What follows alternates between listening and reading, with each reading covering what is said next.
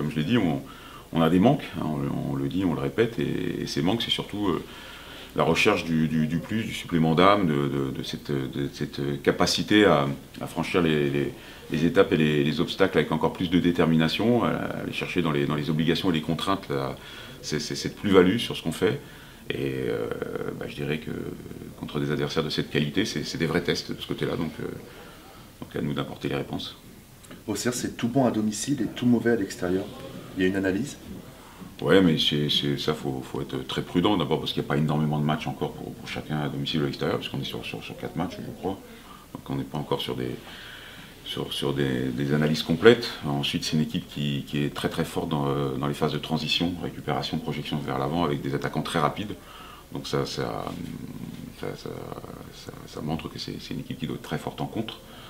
Donc il faut vraiment se méfier de cet adversaire qui, je répète, a de la qualité offensive. Ils ont marqué 3 buts notamment lors de leur dernier déplacement à Guingamp. Donc ça montre qu'il y a de la qualité en face, on le sait, on est prévenu, mais on est surtout ancré sur les progrès qu'on a à faire, sur la qualité que nous on doit mettre sur notre match.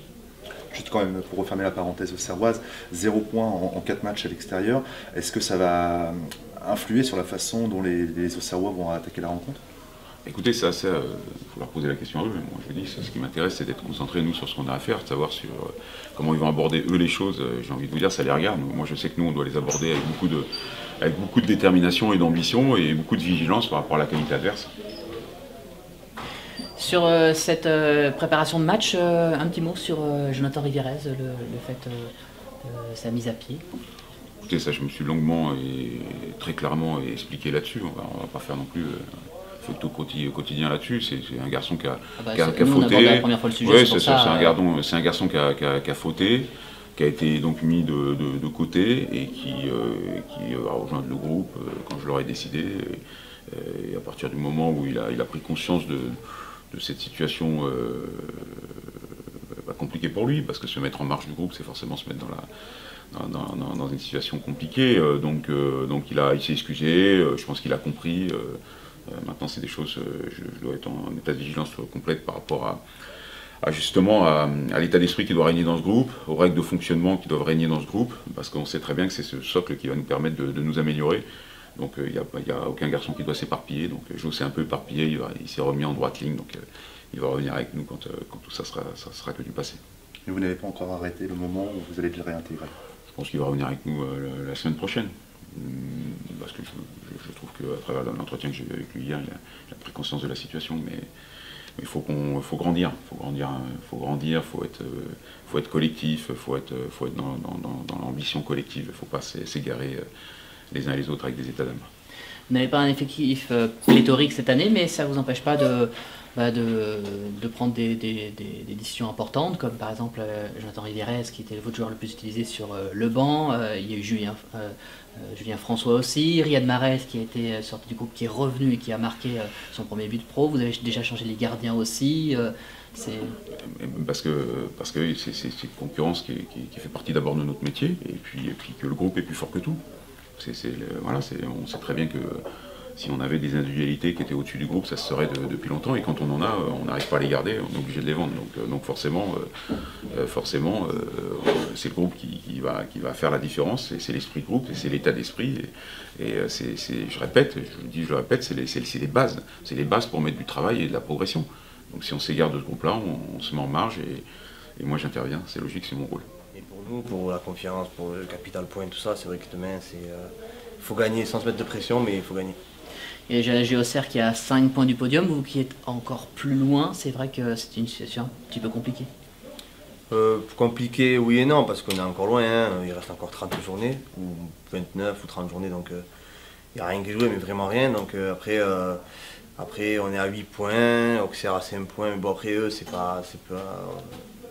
eux, on s'en occupe pas, c'est de nous qu'on s'occupe, et puis si on gagne, voilà, on sera je crois, ça veut dire qu'on sera à égalité avec eux, c'est ça. Donc après on pourra aborder le match de Niort avec un peu plus de sérénité, enfin encore. Qu'est-ce qui manque actuellement au HAC pour franchir un palier? Une solidité défensive, je pense. En mettant tout le monde dans le coup, je veux dire, c'est l'équipe, pas seulement les défenseurs, c'est tout le monde. Je pense qu'il faut d'abord être solide, et pas prendre de but. Puis après, je pense que dans un match, je pense qu'on a toujours marqué, sauf à Lens, je crois.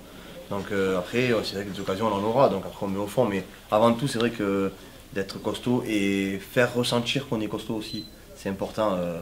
Parce que les équipes comme nous regardent des vidéos, tout ça, donc après se disent qu'on n'est pas costaud et puis ça peut, ils peuvent prendre confiance, quoi. Donc avant tout, retrouver cette solidité défensive, puis après le reste, ça sera seul. Il y a déjà eu une très belle affiche, c'était Monaco avec un stade qui a vibré, un scénario impeccable. C'est vrai qu'avec la JOCR qui vient, il y a l'envie de retrouver ce type d'ambiance, vraiment de faire plaisir, de se lâcher complètement. Ouais, c'est sûr que c'est des matchs qui ça donne envie de jouer des matchs comme ça, surtout que le public vient un peu plus nombreux. Bon, contre Nantes aussi, c'était une belle affiche. Bon, on espère que contre Auxerre, ça sera pareil, qu'il y aura juste 3 points à la clé.